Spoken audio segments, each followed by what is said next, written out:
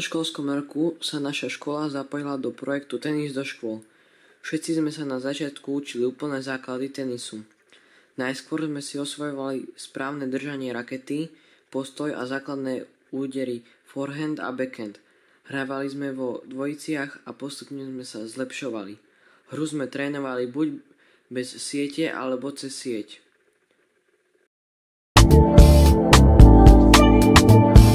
Tenise najviac baví alebo zaujíma? No, ja mám najradšej prehrávať. A ja mám najradšej rozvíjať súperov. Čo ťa na tenise najviac baví alebo zaujíma? No tak zaujíma ma to, že teda ako ten hráč to vie hrať a ako to vie signál odraziť. A mňa ten jeho výkon najviac baví. Mňa najviac baví sledovať ten tenis. Aké zručnosti si podľa teba človek vďaka tenisu zlepší? Reflexy. Áno, reflexy, súhlasím. Myslíš si, že tenis je fyzicky náročný šport? Prečo áno alebo prečo nie? No, ja si myslím, že áno, lebo sa pri ňom tak veľmi zabeháš. No podľa toho komu, kto má ako kondičku a kto ako športuje. Asi tak. Čo si myslíš, že je na tenise najťažšie?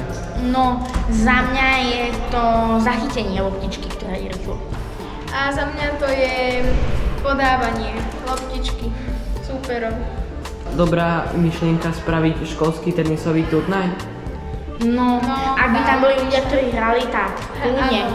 Samozrejme, my sme tam určite hrali. Áno, isto.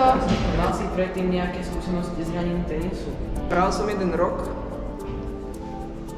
a no, je to pre mňa príliš individuálny šport. Vyvrcholením celého nášho snaženia bude záverečný turnaj na konci školského roka, kde si zmierame sily a ukážeme, čo sme sa naučili. Zúčastnia sa ho 4 chlapci a 4 dievčatá z každej triedy.